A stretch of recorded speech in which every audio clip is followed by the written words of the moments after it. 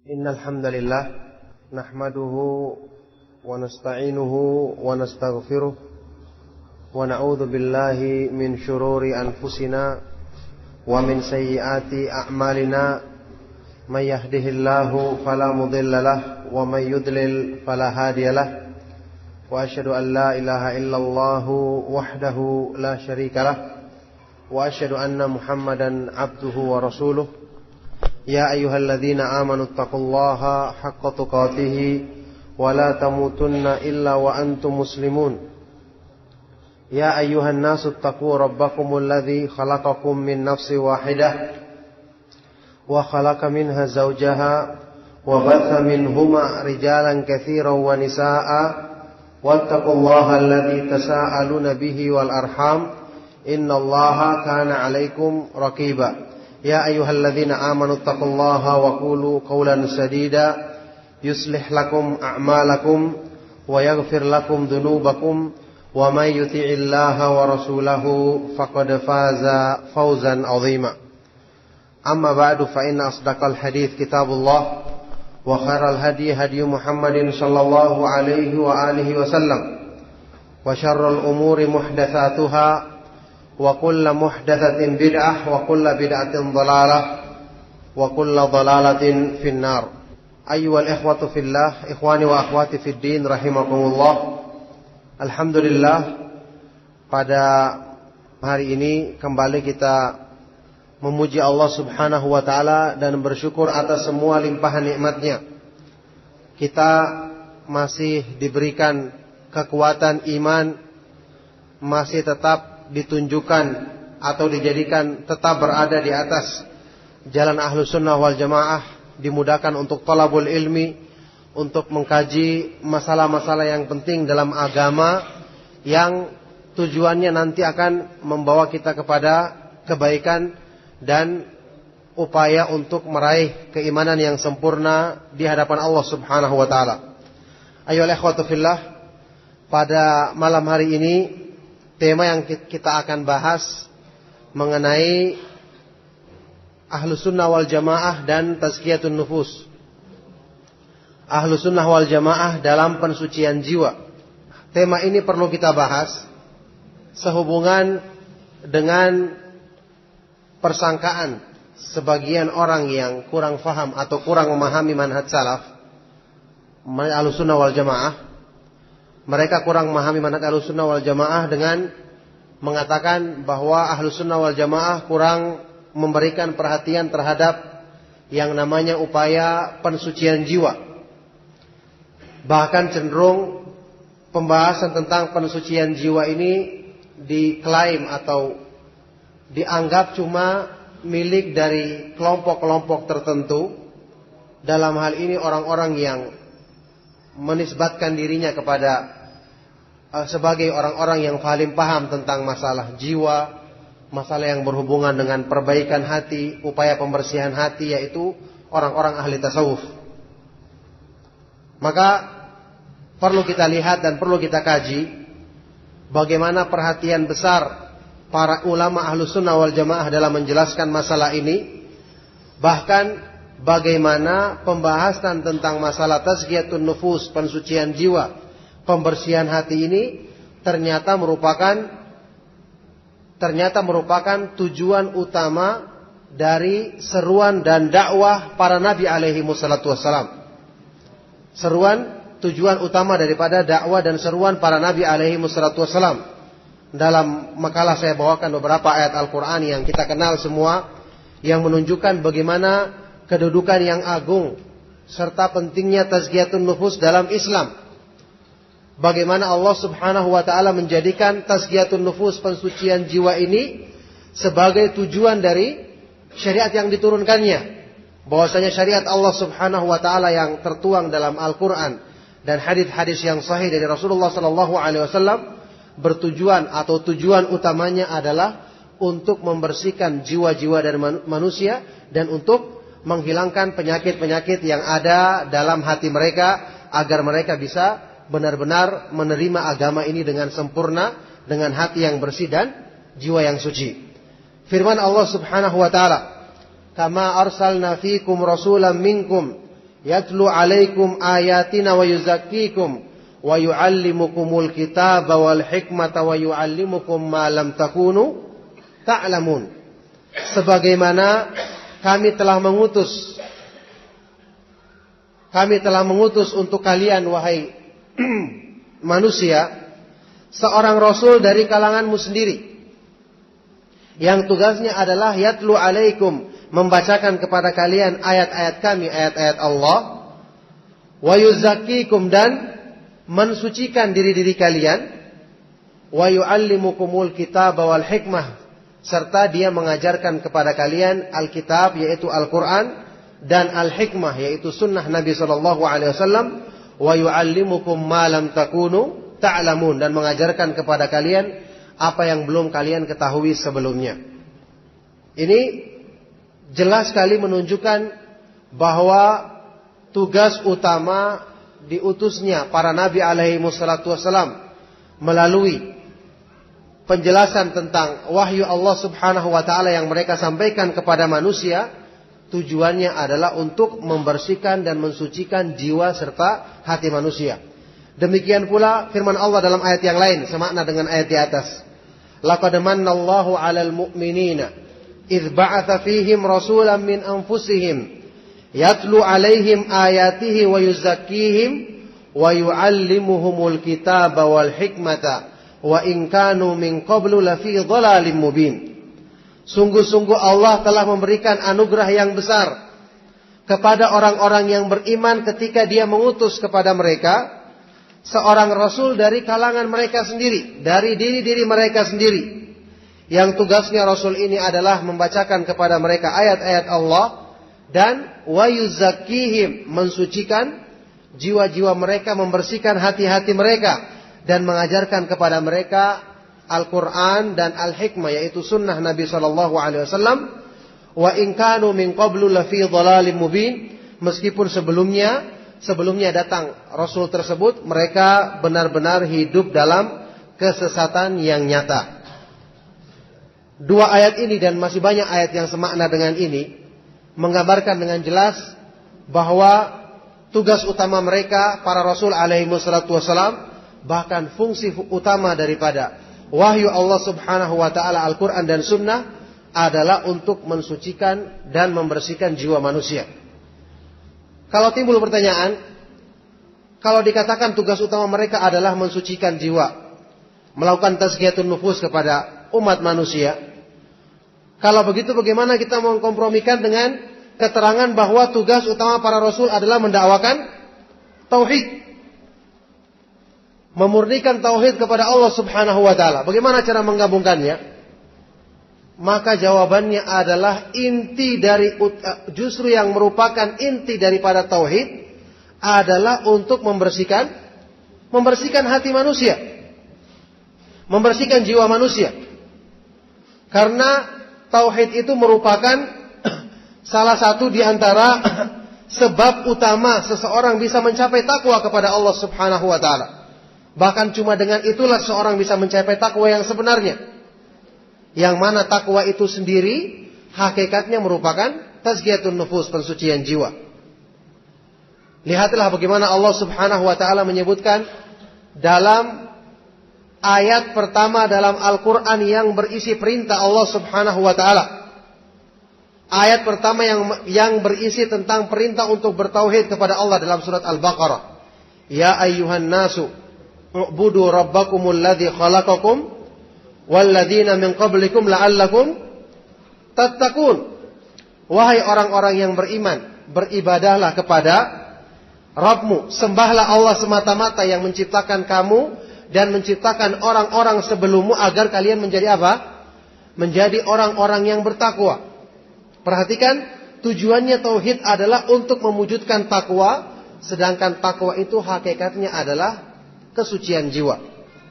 Pensucian jiwa, karena kesucian jiwa tidak akan dicapai kecuali jika jiwa manusia diisi dengan ketakwaan kepada Allah Subhanahu wa taala. Ini merupakan makna dalam doanya Nabi sallallahu alaihi wasallam, Allahumma ati nafsi taqwaha wa zakkiha anta khairu man zakaha anta waliyuha wa maulaha. Ya Allah, berikanlah kepada jiwaku ketakwaannya Dan sucikanlah jiwaku dengan ketakwaan itu. Engkaulah sebaik-baik yang mensucikannya. Anta waliyuha wa maulaha. Engkaulah yang menguasainya dan melindunginya. Jadi di sini jelas sekali bahwa tauhid justru tujuannya adalah untuk mensucikan jiwa-jiwa manusia dengan ketakwaan kepada Allah Subhanahu wa taala. Maka dari sini kita mengetahui bahwa ternyata tazkiyatun nufus, pensucian jiwa sangat besar dan agung kedudukannya dalam Islam. Oleh karena itulah para ulama sangat memberikan perhatian besar dalam masalah ini. Bahkan kitab yang ditulis oleh para ulama tentang masalah yang berhubungan dengan penyakit hati dan obatnya, cara-cara untuk melakukan tazkiyatun nufus, di antaranya kita tahu semua kitab yang paling agung dalam masalah ini setelah Al-Quran dan hadis-hadis Nabi Sallallahu Alaihi Wasallam adalah kitab yang ditulis oleh Imam Ibnu Qayyim Al-Jauziyah rahimahullah taala, yaitu kitab Ighathatul Lahfan min Masayyidis Syaitan, yang dibahas secara khusus dalam kitab ini bagaimana cara untuk melakukan tazkiyatun nufus yang sesuai dengan manhaj Ahlus Sunnah wal Jamaah. Karena semua orang yang menisbahkan diri kepada Islam setelah mereka mengetahui, memahami agungnya kedudukan tazkiyatun nufus, semua berlomba-lomba mengaku bahwa mereka lah yang paling paham dan paling tepat dalam menerapkan atau mengobati penyakit jiwa dalam masalah ini. Semua mengaku demikian. Saya katakan tadi orang-orang tasawuf bahkan mengatakan tidak akan mungkin mencapai kesucian jiwa kecuali melalui cara mereka. Padahal cara-cara yang mereka lakukan sudah kita ketahui adalah bid'ah, menyimpang dari sunnah Nabi Sallallahu Alaihi Wasallam. Zikir-zikir yang mereka katakan sebagai peluruh dosa atau pembersih jiwa, zikir-zikir yang tidak bersumber dari sunnah Nabi Sallallahu Alaihi Wasallam, bukan mensucikan jiwa, malah semakin mengotori jiwa. Jadi setelah mereka memahami ini dan semua orang yang menisbahkan diri kepada agama mengakui bahwasanya kedudukan tazkiyatun nufus itu sangat agung dalam agama. Sampai Ibnu Qayyim menegaskan dalam hal ini dalam kitab yang saya katakan tadi, beliau mengatakan ajma'as salikuna ilallah, ajma'as sairuna ilallah ala ikhtilafi turukihim wa tabayuni sulukihim wa tabayuni masalikihim ala anna an-nafsa hiyal qati'atu bainal abdi wa bainal wusuli ila Rabbi tabaraka wa ta'ala. Semua orang yang ingin mendekatkan diri kepada Allah, ingin menempuh jalan menuju Allah Subhanahu wa ta'ala, semua orang yang menisbahkan diri kepada Islam sepakat mengatakan bahwa nafsu manusia, jiwa manusia merupakan satu-satunya penghalang utama, merupakan penghalang utama yang akan menghalangi seorang hamba dari kedekatan kepada Allah Subhanahu wa ta'ala. Jadi semua sepakat. Oleh karena itu, tidak mungkin kalau perkara yang disepakati oleh semua orang yang mengaku Islam ini kemudian dikecilkan artinya oleh Ahlus Sunnah. Hanya karena orang-orang ahlul bid'ah tasawuf kemudian mengaku tazkiyatun nufus, kemudian kita meninggalkan. Padahal ini merupakan istilah syar'i, pembahasan yang sangat penting, bahkan paling penting dalam agama. Bayangkan, penghalang utama untuk mencapai ridha Allah Subhanahu wa ta'ala adalah jiwa manusia yang selalu memerintahkan kepada keburukan. Artinya, kalau seseorang tidak berusaha untuk memperbaiki jiwanya, tidak berusaha untuk melakukan tazkiyatun nufus, maka berarti selamanya dia tidak akan mencapai kedekatan kepada Allah Subhanahu wa ta'ala. Maka di sini perlu kita pahami dengan baik. Artinya tidak mesti istilah-istilah syariah, pembahasan-pembahasan penting dalam agama, karena dikaburkan maknanya oleh sekelompok ahlul bid'ah atau orang-orang yang menyimpang dari manhaj salaf, kemudian kita tinggalkan pembahasan tersebut atau kita remehkan arti dan kedudukannya. Contohnya sekarang ini karena orang-orang yang sebagian dari orang-orang yang menisbahkan diri kepada manhaj salaf, karena mereka mungkin terbiasa mengkritik, kemudian membicarakan kejelekan orang lain dengan mengatasnamakan manhaj salaf, mereka berdalil dengan kaidah jarh wa ta'dil yang di situ para ulama mengkritik perawi dengan pertimbangan syar'i yang bahkan ini diperbolehkan berdasarkan ijma' kesepakatan kaum muslimin, sehingga dengan ini kita meremehkan pembahasan misalnya masalah dosanya perbuatan ghibah atau menuduh orang tanpa bukti dengan alasan ini upaya menjelaskan kebenaran, dengan alasan ini merupakan bagian dari manhaj misalnya, maka ini jelas keliru. Ghibah tetap besar, merupakan dosa besar dan haram hukumnya, kecuali dengan pertimbangan-pertimbangan yang syar'i. Di antaranya adalah misalnya mengadukan kezaliman, kemudian yang paling penting di antara itu adalah untuk dalam rangka penjagaan agama. Kalau Allah Subhanahu wa taala mengatakan dalam Al-Qur'an, la yuhibbullahu al-jahra bisu'i minal qawli illa man zulim. Allah tidak menyukai orang yang mengucapkan terang-terangan ucapan yang buruk kecuali orang yang dizalimi. Kalau orang yang dizalimi dalam masalah hak pribadinya boleh dibicarakan, apalagi orang yang menzalimi agama. Tapi ingat, jangan sampai melampaui batas sehingga tidak mengenal batasan-batasan ghibah, sehingga ahlu sunnah juga dibicarakan. Orang yang asalnya manhaj salaf juga seolah-olah tidak dijaga kehormatannya. Ini jelas menyimpang dari ajaran dan petunjuk dari para ulama salaf. Bagaimana hati-hatinya mereka, bagaimana waktu Ibnu Abi Hatim diingatkan tentang masalah ghibah. Pada waktu itu beliau sedang mengajarkan kitabnya yang sangat terkenal, kitab Jarh wa Ta'dil, sampai buku tersebut terlepas dari tangannya dan jatuh ke tanah. Menunjukkan takutnya mereka kepada Allah Subhanahu wa taala dalam masalah ini. Sehingga kemudian dengan itu, sewaktu kita mengatakan atau membahas masalah ghibah, kemudian dicap sebagai sururi.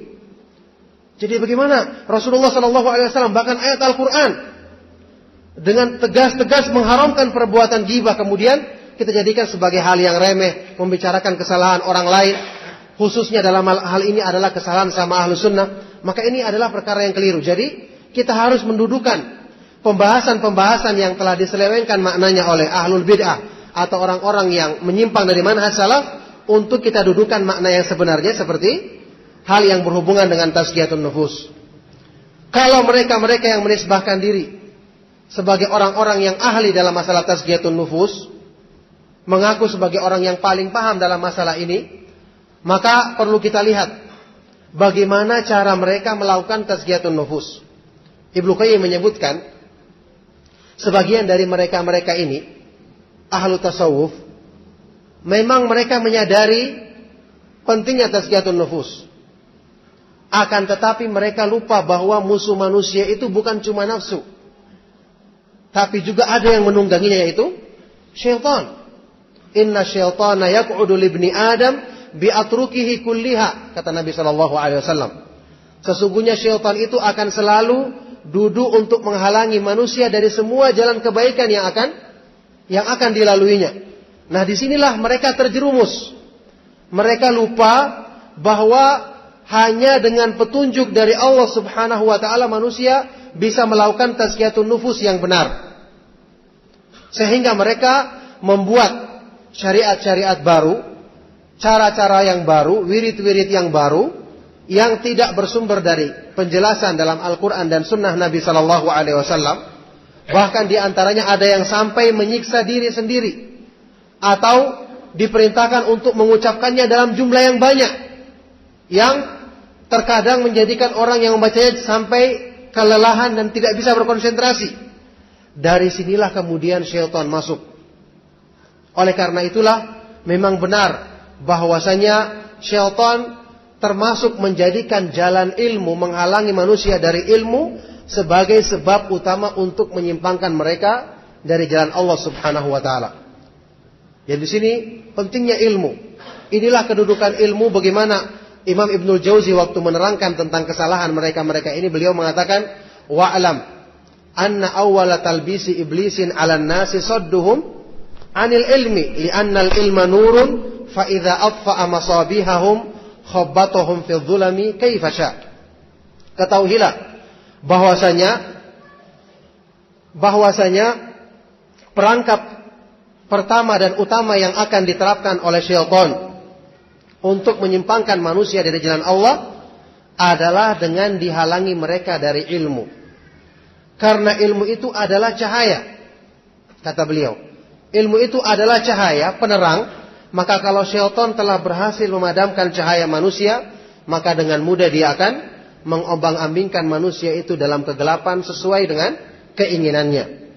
Nah, oleh karena itulah di sini pentingnya kita memahami bahwa musuh manusia itu adalah syaitan yang kemudian menunggangi hawa nafsu untuk kepentingannya. Oleh karena itu kita wajib memberikan perhatian dan mengupayakan yang namanya tazkiyatun nufus, tapi dengan cara yang sesuai dengan syariat, dengan cara yang sesuai dengan ilmu. Karena ilmu yang Allah Subhanahu wa taala turunkan kepada manusia itu berfungsi untuk menjaga hati manusia dari upaya syaitan yang ingin mencuri keimanan darinya.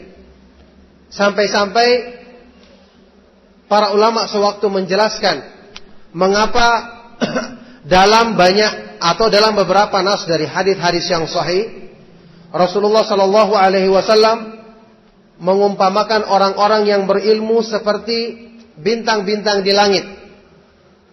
Mengumpamakan fungsinya ilmu dalam menjaga dan menerangi jalan manusia seperti bintang-bintang di langit. Hal ini dikarenakan karena bintang di langit itu memiliki fungsi yang persis seperti fungsinya ilmu dalam menjaga manusia.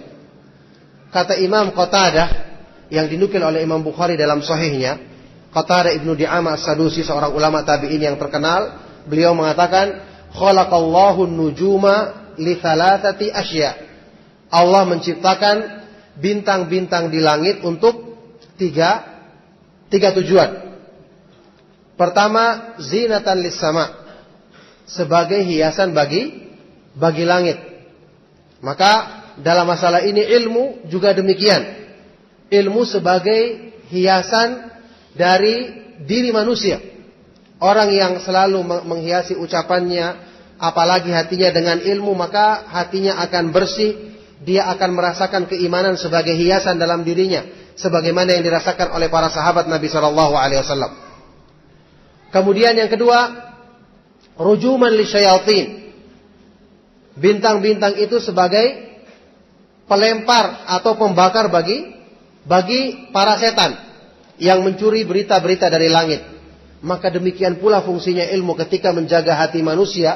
Ketika syaitan ingin masukkan bisikan-bisikan syubhat atau syahwat, maka ilmu itu akan membakar dan menghilangkan atau mengusir syubhat-syubhat tersebut, sehingga keimanan manusia akan terjaga, sehingga hati manusia akan terjaga dari pengaruh hawa nafsu yang dilontarkan oleh syaitan, baik berupa fitnah, syubhat maupun syahwat.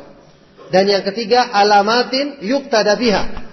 Alamatin yuqtada biha sebagai petunjuk arah yang dijadikan sebagai petunjuk bagi orang-orang yang sedang melakukan perjalanan, sebagai petunjuk arah. Maka demikian pula keadaannya ilmu, merupakan petunjuk bagi manusia dalam memahami hal-hal yang bisa menjerumuskannya dari jalan Allah Subhanahu wa taala. Maka dari sini sekali lagi, disinilah yang menjadikan terjerumusnya orang-orang ahlul bid'ah. Kadang-kadang mereka memahami satu pembahasan yang benar-benar penting dalam agama, tapi karena tidak didukung dengan ilmu, akhirnya mereka menyimpulkan dari pikiran mereka sendiri, perasaan mereka sendiri. Maka dengan ini syaitan benar-benar bisa menjerumuskan mereka dari jalan Allah Subhanahu wa taala dengan sejauh-jauhnya. Nah, oleh karena itulah sekali lagi, tazkiyatun nufus dalam agama kedudukannya sangat penting. Seseorang yang tidak berusaha untuk melatih dirinya, menundukkan hawa nafsunya untuk diisi dengan ilmu, dengan amalan, kemudian berdakwah, kemudian bersabar dalam menghadapi semua itu, maka dia tidak akan bisa mencapai takwa yang selama-lamanya. Maka oleh karena itu sangat merugi seorang yang sudah mengenal manhaj salaf, diberikan sekian banyak kenikmatan, mengenal manhaj salaf, mempelajari ilmu agama, mengetahui sekian banyak macam kebaikan-kebaikan dalam agama, tapi bersamaan dengan itu orang tersebut tidak juga sadar untuk segera merubah diri. Nah, ini jelas ciri-ciri, ini bukan termasuk ciri-ciri orang yang mengambil manfaat daripada ilmu. Sudah sekian lama dia belajar, Waktu pertama kali dia mengikuti pengajian, dia semangat dengan bertekad mengatakan, kalau saya sudah paham agama, saya sudah mengerti agama, saya akan berusaha mengamalkannya. Tapi sampai sekarang belum juga terwujud hal tersebut. Ini jelas bukan tazkiyatun nufus.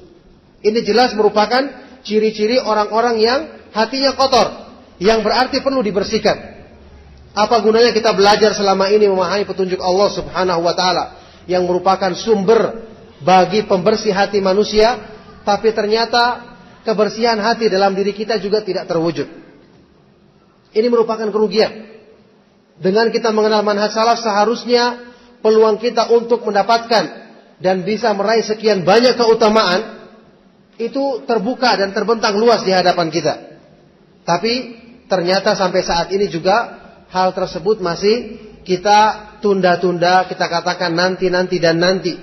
Sampai juga sudah berkeluarga, sudah punya anak, tidak ada lagi yang ditunggu kecuali kematian. Juga masih taswif, mengulur-ngulur waktu dengan mengatakan nanti dan nanti. Oleh karena itu kata Ibnu Qayyim, taswif itu merupakan junudu syaitan, tentara syaitan yang paling berbahaya dan paling mampu menjerumuskan manusia dari jalan Allah Subhanahu wa taala. At-taswif, keinginan atau kesenangan untuk selalu menunda dan mengulur-ulur waktu untuk segera bertobat dan kembali kepada Allah Subhanahu wa taala. Maka oleh karena itulah ayyuhal ikhwatu fillah, para ulama salaf adalah sebaik-baik contoh dalam masalah tazkiyatun nufus. Mereka adalah orang-orang yang selalu bersegera dan berlomba dalam kebaikan.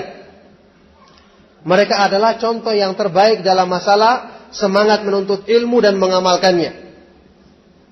Ini bukti bagaimana pengaruh ilmu dalam memperbaiki hati dan mensucikan jiwa mereka. Inilah bukti akan kesucian jiwa mereka.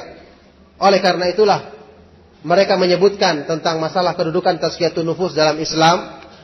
Di antaranya Imam Maimun Ibnu Mihran mengatakan, la yablughul abdu haqiqatat taqwa hatta yakuna li nafsihi ashadda muhasabatan minasyariki li syariki. Seseorang tidak akan mencapai hakikat takwa kecuali setelah dia benar-benar dalam upaya untuk senantiasa mensucikan dirinya, mengintrospeksi dirinya lebih ketat dari seorang sekutu dagang dalam mengintrospeksi dan memeriksa rekan dagangnya yang selalu berkhianat. Jadi kalau dalam masalah-masalah dunia kita semangat untuk meneliti, untuk menghitung, maka seharusnya jiwa kita dan kondisi hati kita lebih kita perhatikan dan lebih berusaha untuk kita bersihkan lagi agar kita bisa mencapai kebaikan dalam agama kita. Contohnya dalam masalah ini yang menunjukkan kotornya hati kita dan lemahnya keimanan kita adalah lemahnya persiapan kita untuk menyambut kematian. Masing-masing kita terkena penyakit tulul amal, panjang angan-angan, terlalu muluk angan-angannya. Semua sadar bahwasanya kematian itu pasti datang. Tiap hari kita melihat orang yang meninggal dunia masih muda, ada yang masih kecil, ada juga yang sudah tua. Semua masing-masing sadar bahwa kita ini setiap saat kemungkinan akan segera dipanggil oleh Allah Subhanahu wa taala. Tapi bersamaan dengan itu, persiapan yang kita lakukan juga sangat pas-pasan sekali. Justru kalau mengejar dunia, semua berlomba-lomba mengejarnya. Kalau yang berhubungan dengan keuntungan materi, semua berlomba-lomba dan tidak menunda dan bersegera untuk meraihnya. Tapi dalam masalah kematian yang kita semua mengimaninya bersama-sama, tiap hari mungkin kita baca ayat Al-Quran yang mengingatkan akan kematian. Hadis Nabi Shallallahu Alaihi Wasallam, "Aktsiru min dzikri hadzimil ladzat." Perbanyaklah kalian mengingat perusak kelezatan, yaitu kematian. Mungkin setiap hari kita melewati kuburan, melihat orang yang sakit, orang yang meninggal dunia. Tapi kesadaran kita juga untuk mengejar mengejar kebaikan di akhirat atau mengurangi kecintaan terhadap dunia juga sangat-sangat sedikit sekali. Apa bedanya kita dengan kebanyakan orang awam yang Allah Subhanahu wa taala sebutkan dalam Al-Qur'an sebagai celaan bagi mereka. Ya'lamuna zahiran minal hayatid dunya wa hum minal akhirati hum ghafilun. Wa hum anil akhirati humul ghafilun. Mereka hanya mengetahui yang zahir dari kehidupan dunia, sedangkan dari kehidupan atau kenikmatan di akhirat mereka lalai. Mereka lalai dari kenikmatan di akhirat. Nah, ini menunjukkan bukti bahwa apa yang kita pelajari selama ini tentang iman kepada hari kemudian, apa yang merupakan thamrah utama, buah utama daripada kita mempelajari iman kepada hari kemudian. Apa buah utamanya? Buah utamanya atau hasil utamanya harusnya menjadikan kita semakin cinta kepada hari akhirat, dan semakin berpaling daripada dunia yang tidak ada artinya, yang lebih banyak menjerumuskan daripada mendatangkan manfaat kepada kita semua. Buktinya para ulama salaf, kenapa mereka demikian semangat untuk mengejar akhirat padahal dunia datang kepada mereka. Ini bukti bahwa iman kepada hari kemudian benar-benar menancap ke dalam hati mereka sebagai hasil dari bersihnya jiwa mereka. Adapun kita, karena hati kita kotor, maka ketika kita mempelajari tentang sorga, sekedar lewat begitu saja.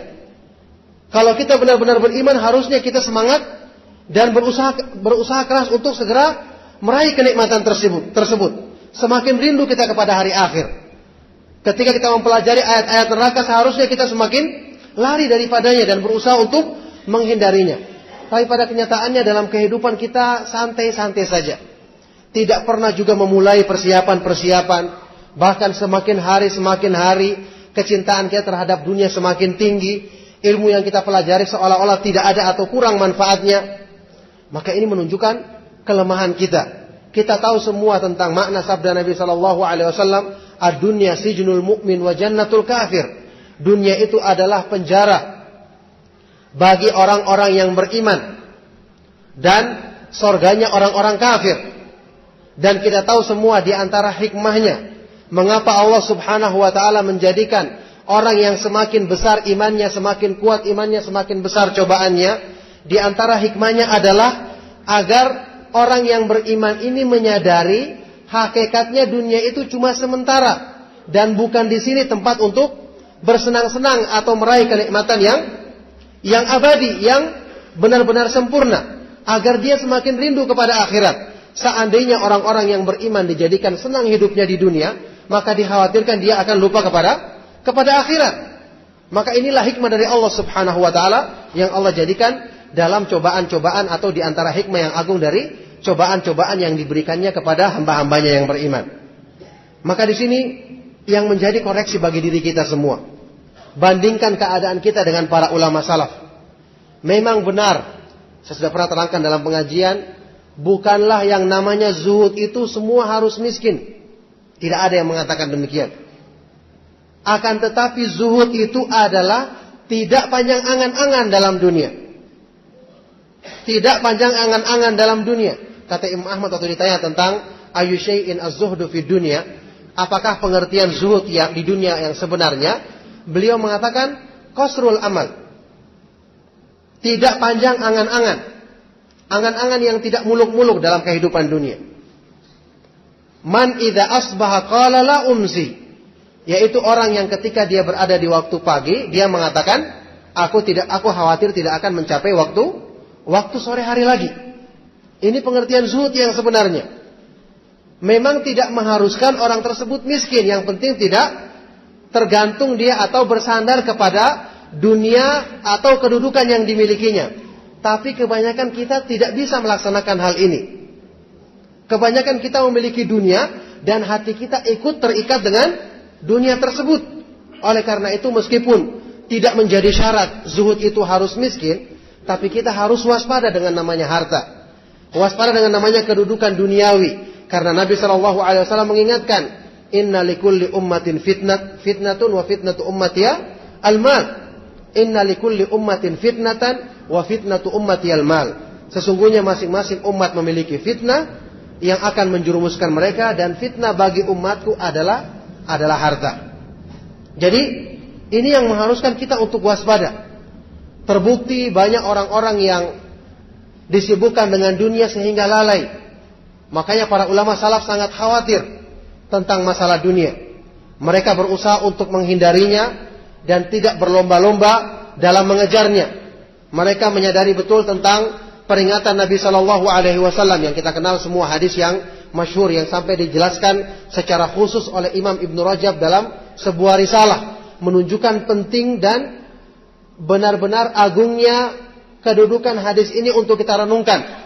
Sabda Nabi Shallallahu Alaihi Wasallam, "Ma dhi'bani ja'i'ani ursila fi ghanamin bi afsada min hirsil mar'i 'alal mali wal jahi lidinihi." Tidaklah 2 ekor serigala kelaparan yang dilepaskan kepada ghanam, sekumpulan kambing, sekawanan kambing, dalam hal merusaknya ini tidak melebihi kerusakan yang ditimbulkan oleh ambisi manusia untuk mengejar harta dan kedudukan duniawi dalam merusak agamanya. Jadi ini yang namanya tazkiyatun nufus yang sebenarnya. Mengapa para ulama salaf berusaha untuk menghindari kedudukan dunia? Ataupun kalaupun mereka mencari harta adalah sekedar untuk lebih banyak membantu mereka dalam meningkatkan ketakwaan dan ketaatan kepada Allah Subhanahu wa taala, karena mereka benar-benar mereka menyadari hakikat daripada kehidupan di dunia.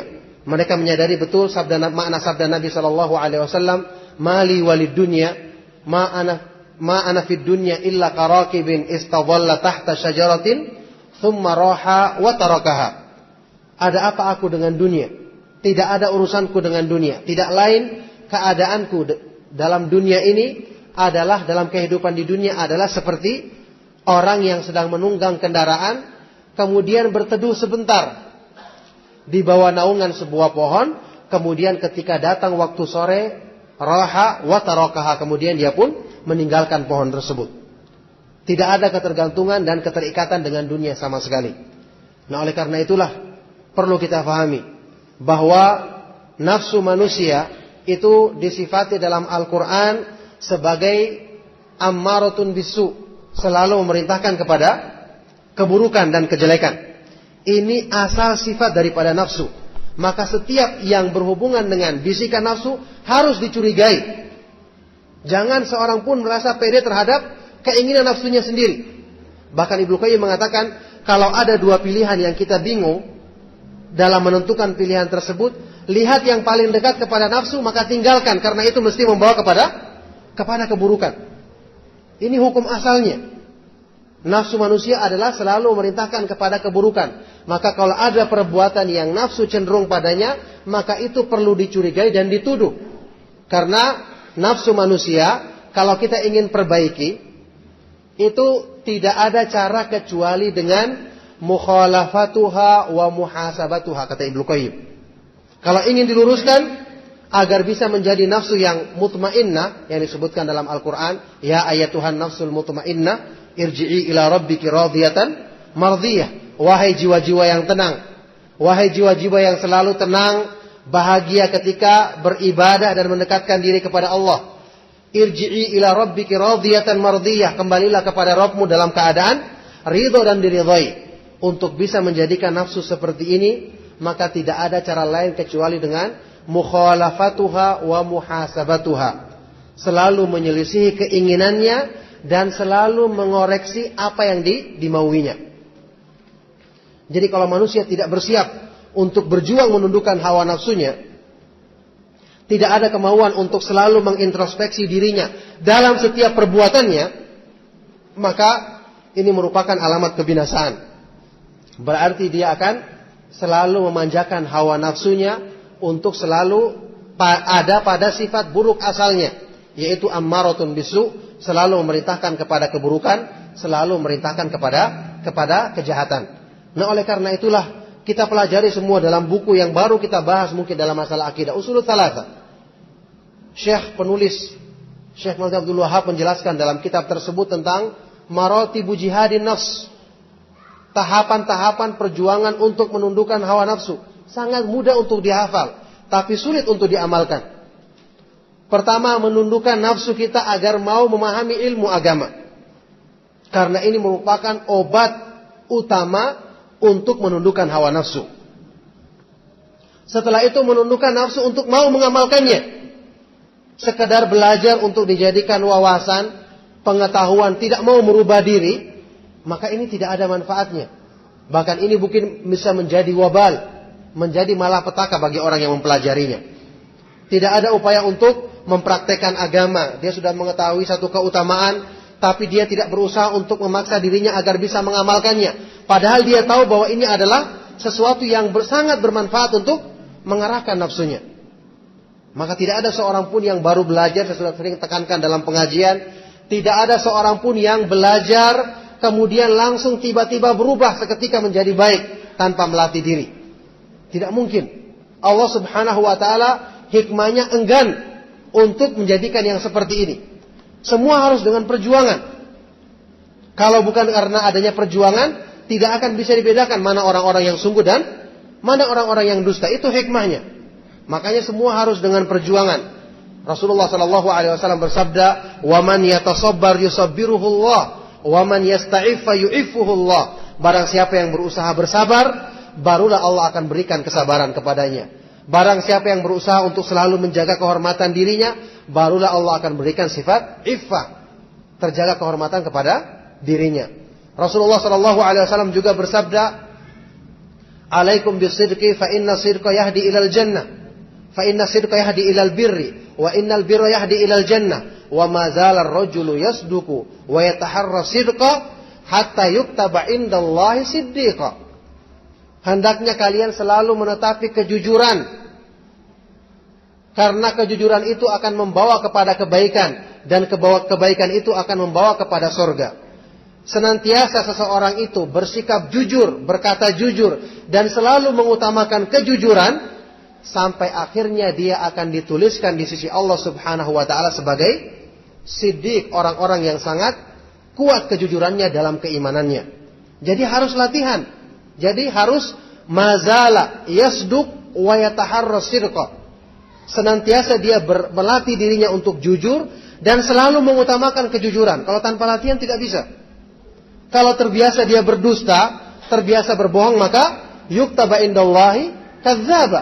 Wa ma zala ar-rajulu yakdzibu wa yataharra al-kadziba hatta yuktaba indallahi kadzdzaba, kata Rasulullah SAW. Senantiasa seorang itu berdusta dan selalu mengutamakan kedustaan, sampai nanti dia akan dituliskan di sisi Allah Subhanahu wa taala sebagai pendusta.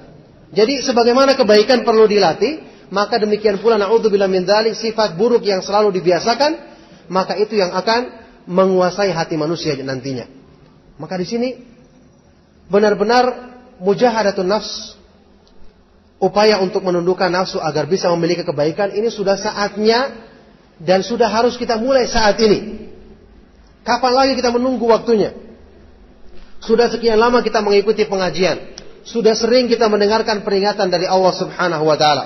Saya pernah sampaikan dalam pengajian, kalau sampai sahabat saja dicela dalam Al-Qur'an atau ditegur dalam Al-Qur'an, dalam firman Allah Subhanahu wa taala, "Alam ya'ni lil ladzina amanu an takhsha'a qulubuhum li dzikrillahi wa ma nazala minal haqq wa la yakunu kal ladzina utul kitaba min qablu fatala 'alaihimul amadu faqasat qulubuhum wa katsirun minhum fasiqun." Belumkah datang waktunya bagi orang-orang yang beriman untuk tunduk hati mereka ketika mengingat Allah Subhanahu wa taala dan terhadap kebenaran yang diturunkan kepada mereka. Dan janganlah mereka berbuat seperti orang-orang ahlul kitab sebelum mereka, yang ketika berlalu masa yang panjang tidak ingat-ingat juga meskipun banyak keterangan dan nasihat dari Allah yang turun kepada mereka. Akibatnya apa? Faqasat qulubuhum. Hati mereka kemudian menjadi beku. Hati mereka terkunci, tidak bisa menerima kebenaran lagi selamanya setelah itu. Dan kebanyakan mereka adalah orang-orang yang rusak. Ini teguran kepada para sahabat, padahal demikian semangatnya mereka beramal. Kata Ibnu Mas'ud radhiyallahu taala anhu, "Maka baina islamina wa baina an atabana Allah bihadzal ayati illa 5 sinin." Tidaklah ada jarak antara masuk Islamnya kami dan waktu Allah Subhanahu wa taala menegur kami dengan ayat ini, kecuali cuma 5 tahun saja ditegur dengan ayat tersebut.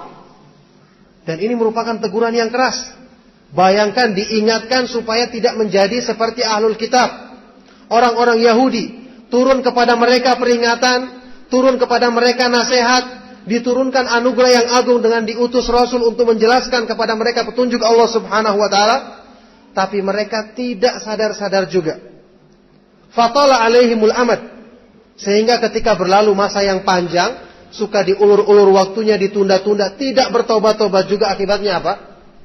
Sampai pada batasannya, dikunci mati hati mereka. Dan ini merupakan ancaman yang sangat kita khawatirkan.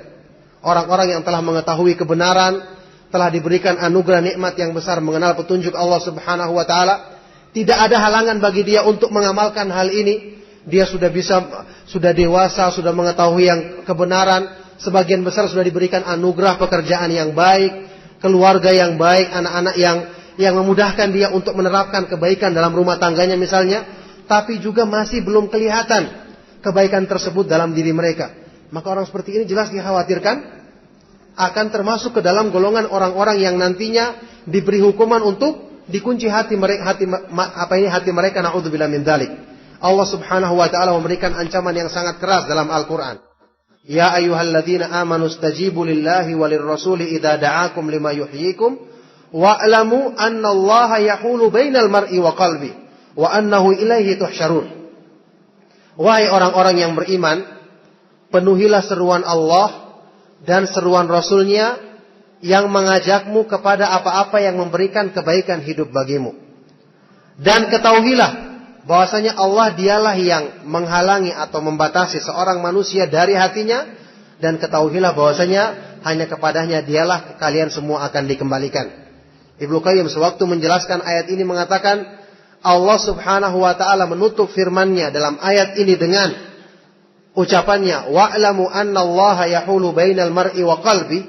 Ketahuilah bahwasanya Allah Subhanahu wa taala dia mampu untuk menghalangi seseorang dari hatinya. Kata beliau, ini merupakan ancaman bagi siapa yang telah ditawarkan kepadanya seruan untuk memenuhi seruan Allah dan Rasul-Nya yang dijanjikan kebaikan dalam hidupnya, kemudian dia berpaling, maka janganlah dia merasa aman akan kemungkinan setelah itu Allah Subhanahu wa taala mengunci mati hatinya, maka setelah itu selama-lamanya dia tidak bisa menerima dan mengamalkan kebenaran lagi. Jadi Allah Subhanahu wa taala Maha tahu siapa orang-orang yang tahu diri sehingga mau menerima petunjuk Allah Subhanahu wa taala dan mensyukuri nikmat yang subhanallah sekian banyak manusia tidak mengetahui nikmat sunnah ini. Tapi kemudian kita diberi, kemudian juga tidak kita mensyukurinya dan manfaatkannya dengan sebaik-baiknya.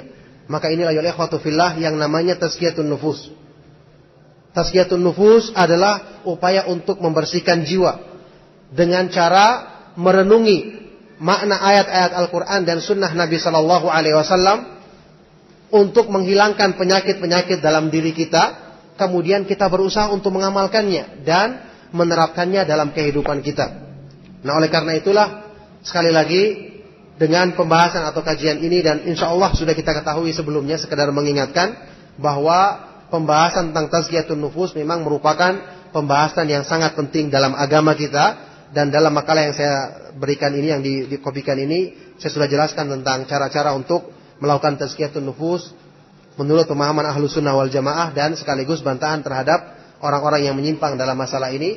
Maka semoga Allah Subhanahu wa taala menjadikan kajian yang kita adakan pada malam hari ini sebagai sebab untuk kita kemudian bersegera dalam melakukan kebaikan, bersegera dalam bertobat dan kembali kepada Allah Subhanahu wa taala. Dan semoga Allah Subhanahu wa taala senantiasa menganugerahkan taufiknya dan kekuatan iman dan keteguhan iman kepada kita semua sampai kita nanti meninggal dunia. Saya cukupkan dan afwan atas segala kekurangannya. Sallallahu wasallam wa baraka ala nabiyina Muhammadin wa ala alihi wa ashabihi wa man tabi'ahum bi ihsan ila yaumil qiyamah wa akhiru da'wana alhamdulillahi rabbil alamin. Subhanakallahumma wa bihamdika asyhadu an la ilaha illa anta astaghfiruka wa atubu ilaik.